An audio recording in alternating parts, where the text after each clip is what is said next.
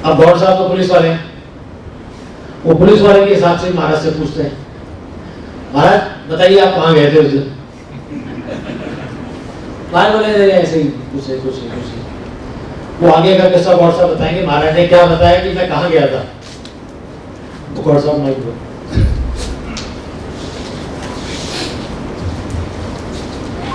महाराज उस दिन मेरे साथी मेरी फिएट गाड़ी में गए थे। जब हम लौट रहे थे तो मैंने रास्ते में महाराज से पूछा, महाराज आप रात कहाँ गए थे समाधि में? तो महाराज ने सुनाया कि जब से प्रसाद खाने बैठे तभी से गुरु महाराज जो है परेशान कर रहे थे, बार बार कह रहे थे कि उस काम को करके आओ। मैंने कहा कि मैं यहाँ कबाली में बैठा हूँ, अभी नहीं जाऊँगा। कि नहीं अभी जाना होगा। तो फिर मैं गया। काम क्या था, बद्रीनाथ से ऊपर कोई एक संत थे, माना गांव में समाधि जागृत समाधि की कोशिश कर रहे थे, उनसे हो नहीं रही थी। गुरु महाराज का उनको सुखा कर, तो महाराज ने जो है कहा कि मैंने उनको जो है समझाने की कोशिश करी तो वो माने नहीं। तब मैंने उनको जो है डल कर दिया और उसके बाद जो है सिखा दिया उनको। वहाँ से जब लौट के आ रहा था तो बस विचार किया कि पारिक साहब को देखता हुआ चलूँगा। मैंने महाराज मकान बंद आपके से गए, ऐसे ही घुस गया। उनकी लीला विचित्र थी। आज इसी थोड़े दिन पहले इस कलयुग में यहीं जयपुर में इतनी महान हस्ती हो गई। हम लोग भाग्यशाली हैं जिनको उनका सानिध्य प्राप्त हुआ। और हम सब के कंधे पे बहुत बड़ा बोझ है, जिम्मेदारी है उनके काम को आगे बढ़ाने की। भाई जी ने मुझे उठाया है, इतना समय और धन खर्च करते हैं, हमें भी इनकी मदद में हाथ बढ़ाना चाहिए। हमारी दादी बचपन में हमें गोवर्धन लीला की कथा सुनाती थी। ब्रिज की रहने वाली थी वो, तो कहती थी जब भगवान ने कन्नी उंगली पे पर्वत उठा लिया और सब गांव वाले अपना सामान और बैलगाड़ी और वो लेके नीचे आ गए, तो यशोदा जी बोली ग्वालों से, अरे लाला की उंगली दुख जाएगी, तुम लठिया लगाओ।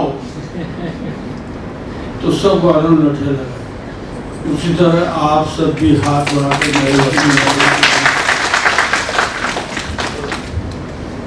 डॉक्टर साहब वो भी बताइए, जब महाराज यहाँ पे समाधि हुए थे तब कौन से लोक में गए थे? जब वो एक ही कवाली गा रहा था वो। जी जी जी। महाराज बैठे हुए एकदम समाधि में चले गए, आंखों से आंसू आने लग गए। वो घंटे भर से ऊपर पौने 2 घंटे वो समाधि में रहे। तब उनसे पूछा, महाराज कहाँ गए थे? तो बोले शिवलोक गया था। गुरु महाराज आए और हाथ पकड़ के ले गए हवा मार्ग से शिवलोक। वहाँ पर जो है शिव जी भी मौजूद और केलन स्वामी भी मौजूद। तो सबने कहा कि आप जो है, महाराज बोले मैंने सारा काम कर दिया जितना मुझे बताया था। उन्होंने नहीं, अभी आप और काम करिए, आप वापस जाइए। तब जो है मुझे वापस आना पड़ा। महाराज बोले, मैंने पूछा महाराज शिव जी कैसे थे? अच्छे लंबे गोरे। मैंने कहा गंगा जी थी सिर पे? बोले नहीं। मुंड माला पहने हुए थे। उन्होंने भी कहा कि तुम्हें अभी वापस जाना है। बोले 17.5 मिनट जाने में लगे और इतना ही आने में लगे।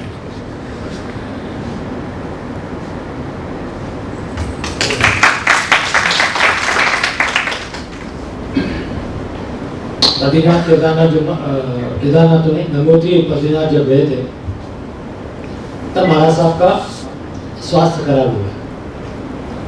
वो यात्रा तो इतनी अविस्मरणीय है हमें, मेरे क्या हम सबके जीवन में जो उनके साथ गए थे, जैसे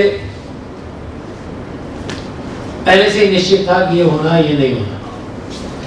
जब हम लोग गंगोत्री बद्रीनाथ गए थे तो जो प्रोग्राम, जिस तरह से अड़चने आई, जिस तरह से संकट दूर हुए, वो आने के बाद ऐसा लग रहा था कि टेलर मेड प्रोग्राम था। हम लोग यहाँ से रवाना हुए जयपुर से, मैं, गौड़ साहब, महाराज साहब और बहुत सारे लोग सब दिल्ली पहुंचे। दिल्ली से हम लोग सबसे पहले गंगोत्री गए, नहीं सबसे पहले हम लोग गंगोत्री गए थे, बद्रीनाथ गए थे पहले। हाँ पहले हरिद्वार, हरिद्वार के बाद कहाँ गए थे? कर्णप्रयाग। फिर रुके कहाँ पर? बद्रीनाथ पहले गए, गंगोत्री बद्रीनाथ बाद में गए। तो गंगोत्री में जब हम पहुंचे महाराज के साथ, तो वहां बहुत बड़ी लैंडस्लाइडिंग हुई थी और गंगोत्री मंदिर तक बहुत बड़े बड़े बोल्डर्स आके गिर गए थे, लेकिन वो मंदिर में नुकसान नहीं हुआ था। महाराज साहब जब वहां पहुंचे तो मंदिर के जो गंगोत्री मंदिर के पुजारी हैं, उनको रावल साहब कहते हैं। तो वो रावल साहब जैसे ही महाराज गंगोत्री में स्नान करने के लिए उतरे, वो आए, अपने मंत्र बोला, महाराज मैं आपको पूजा कराऊंगा, बोला मैं कर लूंगा खुद। और उसके पश्चात महाराज गंगोत्री मंदिर में गए। तो गंगोत्री मंदिर में दर्शन करने के बाद वही महाराज एक स्थान पे विराजमान हो गए और वहां भी करीब पौना घंटा समाधि लगाई महाराज ने गंगोत्री के मंदिर में। और रावल जी महाराज भी बैठे बैठे देख रहे। थोड़ी देर बाद महाराज की तंद्रा टूटी। तब महाराज ने फरमाया कि गंगोत्री की जो प्रतिमा थी वो अशुद्ध हो गई थी। तो महाराज साहब ने गंगोत्री की जो प्रतिमा थी उसको दोबारा से उसकी प्राण प्रतिष्ठा की। उसके बाद वो रावल साहब बोले, महाराज मैं आपको पहचान गया। महाराज बोले 10 जन्म लगेंगे अभी मुझे पहचानने में। उसके पश्चात महाराज से उन्होंने प्रार्थना की। हम लोगों ने व्यवस्था ऐसी कर रखी थी, जैसे महाराज पूजा करने कहीं न कहीं खाने की व्यवस्था होती थी। तो वो रावल साहब बोले, महाराज मेरी छोटी सी कुटिया है, उसमें आप मेरे साथ भोजन करें। अब मैं महाराज को मन में मना करना था कि महाराज कहाँ बैठेंगे वहां पे। आप बोले चलो। तो महाराज साहब, गौड़ साहब, पिताजी और वो प्रहलाद जी महाराज, छोटी सी कुटिया, आप थे गौड़ साहब उसमें। और वो कुटिया के 2 पाए लकड़ी के उसमें लगे हुए हैं गंगा जी के अंदर, आधी सड़क के ऊपर आधी उसके अंदर। अब ये सब मोटे मोटे लोग घुस गए उसके अंदर। गौड़ साहब भी बलिष्ठ थे, पिताजी भी बलिष्ठ थे, प्रहलाद जी तो थे ही माशाल्लाह। अब अंदर घुसे तो वो हिले, ये क्या मामला है, ये क्या गड़बड़ होने वाली। और फिर हर आदमी चाहे महाराज के दर्शन करने के लिए अंदर, न सबको रोको यार, ऑलरेडी अंदर 4 लोग हैं। और वाकई में हिल रही थी वो। इतना साधारण भोजन, सिर्फ चावल दाल, और महाराज आराम से बैठ के खाए। तो महाराज के यहाँ तो कोई बड़ा छोटा अमीर गरीब कोई नहीं सकता। उसके बाद हम लोग बद्रीनाथ पहुंचे। बद्रीनाथ में जोशी मठ करके एक जगह है, वहां रात को रुकने का प्रोग्राम था। पिताजी ने सारी व्यवस्था कर दी थी, पूरा कुमाऊं मंडल का पूरा गेस्ट हाउस बुक कर दिया था। हम लोग करीब 30-40 लोग थे। तो वहाँ डीएम एसपी वगैरह सब आ गए पिताजी से मिलने। फिर महाराज को प्रणाम किया सब लोगों ने। वहाँ खाना खाया, वहाँ कमरे में सबने सामान पहुंचा दिया कि आपको हम लोग यहीं रुकेंगे। महाराज ने मुझे बुलाया, महेश जी अपन रात को ही चलेंगे। तो महाराज वो तो अलाउ नहीं करते रात को। तो जोशी मठ का रास्ता जो सकड़ा है और 1 वे ट्रैफिक रहता है। महाराज बोले नहीं रात को ही जाना पड़ेगा। मैं डैडी के पास गया, और डेढ़ी ताकत होगी रात को जाने की करें 10 बजे। यार अभी रात को कैसे जा सकते हैं? मैं वो कलेक्टर है, बात करो। तो कलेक्टर थे, एसपी थे।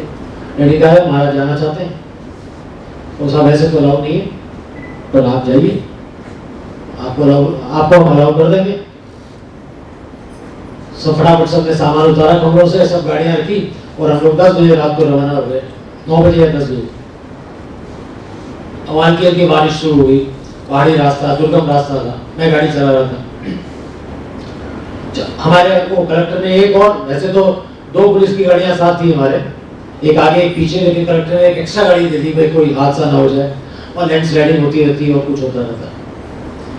मैं गाड़ी चलाते चलाते, वो पुलिस की गाड़ी चल रही थी और धीरे धीरे हमने कोई आधा रास्ता पार कर लिया। अचानक बारिश थोड़ी तेज हो गई, एक पॉइंट पे आके टी पॉइंट आ गया। अब वो गाड़ी मुझे दिख नहीं रही और इतना पानी भरा घुटनों तक का। गाड़ी मेरी कॉलेज थी तो जा रही थी आराम से। अब मुझे लगे कि मुझे राइट को जाना है, तो मैं कंफर्म कि मुझे राइट को जाना है। मैं जैसे ही राइट को मुड़ लगा, महाराज बोले मैं जी लेफ्ट को दो। अब मैंने कहा सड़क तो इधर है, लेफ्ट को गए तो खाइए। अब मैं बड़ा धर्म संकट में, मैंने महाराज राइट को जाना है। महाराज थोड़ा गुस्सा हो गए, बोले मैं चलाऊं गाड़ी। मैंने महाराज में लेता हूँ। फिर मैंने पीछे से बॉबी को बुलाया। बॉबी इतने पानी में गया आगे जाके देखने की रास्ता, वो भी क्योंकि दोनों तरफ पानी भरा था, सड़क दिख नहीं रही थी। बोला भाई साहब पता नहीं किधर जाना है। अब फिर थोड़ा महाराज बोले भाई जी चलिए, क्यों लेट कर रहे हैं? मैं तो राम का नाम लेके, क्यों गुरु महाराज का नाम लेके, नरेश जी मैंने गाड़ी बिल्कुल इस हिसाब से चलाई कि कहीं गिरे तो मैं ब्रेक लगा दूं। थोड़ी देर में मैं आगे गया, मुझे सड़क दिखी। मैंने ऐसा माथा पकड़ लिया मेरा कि मैं किधर जा रहा था। And I was so confident कि रास्ता इधर ही। पैर चले गए, आगे गए तो एक जगह बहुत बड़ा पत्थर, इस टेबल से बड़ा, और छोटा सा रास्ता बिल्कुल बीच में गिरा हुआ। मैंने देखा पत्थर गिरा हुआ है, क्या करें? तो हम लोग सब गाड़ी में, बस में पीछे लोग थे, कुछ पुलिस वाले थे, हमने मिला के इसको थोड़ा हटाने की कोशिश की। हटाया उसको और उसको कोने में कर दिया। वो प्रहलाद जी बोले कि यार इसको नीचे गिरा दो, पत्थर को नीचे गिरा दो, किसी को और तकलीफ देगा। हाँ ठीक है, पता नहीं मेरी बुद्धि खराब हुई। भारत गाड़ी में से जोश चिल्लाए, छोड़ो उस पत्थर को वहीं पे, चलो। मैं आगे गया, जब घूम के देखा तो मेरे होश उड़ गए। नीचे पूरी की पूरी बस्ती थी, कच्ची बस्ती, झोपड़ियां थी। अगर वो पत्थर गिराते तो जाके वो लोग डूबे। जैसे ही बद्रीनाथ पहुंचे, महाराज की तबीयत खराब हो गई और महाराज उस टाइम वो लेते थे महाराज साहब बस गाड़ी से उतरे, उतरते ही मुझे बोले शुरू करो। महाराज देखिए, हम लोग जो ये कार्यक्रम करते हैं, ये परिवार लोगों में करते हैं, तो हंसी मजाक का माहौल भी रहना चाहिए। तो महाराज जब वहाँ गाड़ी से उतरते मुझे बोले, गौड़ साहब बोले, मैं तो जब वो डॉक्टर बसंत जी पुरोहित ने कहा कि कभी भी दर्द हो तो जमीन पे लेट जाओ, हाथ में। महाराज बोले मैं जमीन पे लेटूंगा। महाराज यहाँ कीचड़ वाला कैसे लेटेंगे? और मैं बड़े असमंजस में। महाराज ने गोली खाई। खैर किसी तरह कोई छोटा सा ढाबा था, उसमें प्लास्टिक की कुर्सी थी, वो मैंने लगा दी। उसमें थोड़ी देर महाराज जी बिल्कुल लंबे हो गए। अब वो थोड़ा सा आगे चले 2 कदम और फिर कुर्सी बैठ जाए, और वो इतनी सी जगह होगी जैसे यहाँ से लेके वो बाहर का जो रास्ता है। हम महाराज को कहे, महाराज वो कंडी वाला ले लेते हैं, आपको बैठा लेगा। बोले नहीं, मैं तो खुद ही जाऊंगा। मैंने शुरुआत में एक चीज कही थी ना आपको, ये जो लोग वृद्ध हो जाते हैं अपने आप को वृद्ध मानते नहीं, बाद में लेटाया हो। मैं ये कह रहा हूँ कि जो लोग वृद्ध हो जाते हैं वो वृद्ध मानते नहीं अपने आप को। वो 7 सीढ़ियां चढ़ के बैनाडा श्री जी पहुंच जाते हैं। तो महाराज भी वैसे ही थे। महाराज बोले नहीं मैं जाऊंगा तो पैदल जाऊंगा। ये गौर साहब 60 सीढ़ियाँ चढ़ के आए वहाँ से एनिवर्सरी में, और तबीयत खराब है 2 दिन से। क्या वहाँ इतनी हालत खराब। हमारे साथ एक नीम हकीम डॉक्टर थे, डॉक्टर दत्ता साहब, और कोई नहीं थे, कुछ भी जानते हैं न पूछते, सिवाय अपेंडिक्स का ऑपरेशन के कुछ आता नहीं। महाराज को एक आध दवाई ववाई दे दी उन्होंने। अब इधर पिताजी की तबीयत खराब हुई, इनका बीपी हाई हो गया। बोले यार यहाँ महाराज को कुछ हो गया तो हम किसको मुंह दिखाएंगे। फिर इनको गोली दी। महाराज थोड़ा सा लेटने के बाद रिलैक्स हुए, शायद रात को 1:30-2 बज गए होंगे। फिर मुझे मेरी पत्नी को मारने का, जाओ आप जाके रेस्ट करो। हमारा आप लोग तो वहाँ रुके थे बद्रीनाथ के जो वीवीआईपी गेस्ट हाउस है, हम बगल में होटल थे वहाँ रुके हुए थे। तो मैं मंजू वहाँ चले गए। अब मेरे मन में महाराज के प्रति चिंता किया, महाराज की तबीयत ठीक नहीं है, कुछ हो जाएगा, ये हो जाएगा। हम सुबह जल्दी उठे 5 बजे, और मैं भूल गया कि जल्दी नहाना है, तो फटाफट गया बाल्टी से एक मग्गा डाल लिया सर पे। वो फ्रीजिंग पॉइंट का पानी, ये तो खोपड़ी नहीं गिर। मैं कहा दूसरा डालना ही नहीं मुझे, तो मेरे तो हो गया स्नान। कह रहे वहाँ पहुँचे तो वहाँ देखा, वहाँ गेस्ट हाउस में महाराज ही नहीं, न गौर साहब, न पिताजी, न होश हो गए। यार ये क्या हुआ?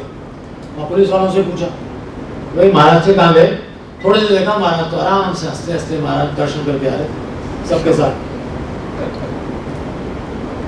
और मेरे को देखे, अरे आ गए आप? ना आ गए महाराज। तो जाओ जाओ दर्शन करके आओ। मैं महाराज मैं तो आप ही दर्शन कर लूँगा, बद्रीनाथ जी के बाद में करूँगा। हाँ बोले डांटे, बोले नहीं जाओ पहले दर्शन करो।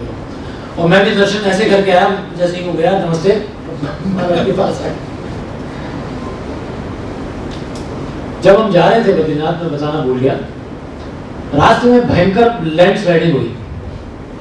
हमारी गाड़ी जब पहुंची वहां पे, तो मैंने देखा हजारों गाड़ियां खड़ी वहां पे। हमारे पुलिस वाले थे साथ में, तो गाड़ियां आगे ले जाते लास्ट पॉइंट पे हम लोग पहुंच गए। और वहां पहुंचने के बाद महाराज ने पूछा क्या हुआ। उसके बाद मैं कितनी बार बद्रीनाथ गया, वो आनंद नहीं आया। तो ऐसे गुरुदेव की शरण में हम लोग हैं, तो साक्षात प्रभु के रूप में इतना सा भी कोई दिल से गुरु महाराज का ध्यान करता है, तो महाराज इतना सारा देते हैं। मैं बहुत बड़ी बात कर रहा हूँ आपको, इतना सा भी अगर कोई ध्यान करता है गुरु महाराज का, तो महाराज इतना सारा देते हैं। तेरे दरबार में ये बात ए इब्ने सखी देखी, तेरे दरबार में ये बात ए इब्ने सखी देखी, इनायत की नजर सब पे तेरी एक सी देखी। बिगड़ जाए जो किस्मत वो तेरे दर पे बनी देखी, बिगड़ जाए जो किस्मत वो तेरे दर पे बनी देखी। तेरी शाने सखावत हमने दुनिया से नहीं देखी, तुझे देते नहीं देखा मगर झोली भरी देखी। ऐसा कौन सा शख्स है जिसको गुरु महाराज ने नहीं दिया? एक सब्जी वाला, उसको उसी हिसाब से दिया। एक हीरे के व्यापारी है तो उनको अपने हिसाब से दिया। एक मेरे जैसे गरीब ब्राह्मण को है तो उसको उसके हिसाब से दिया। तो महाराज के साथ जितने भी लोग रहे वो तन मन और धन से सुखी रहे। हरी बीमारी सबके लगती है। मैं लिवर ट्रांसप्लांट करके आपके सामने खड़ा हूँ। मन की जब मैं बात करता हूँ, जब आप भक्ति मार्ग में, सबसे पहले कौन अपने संस्मरण शेयर करेगा? कौन करेगा? हाथ खड़े करें।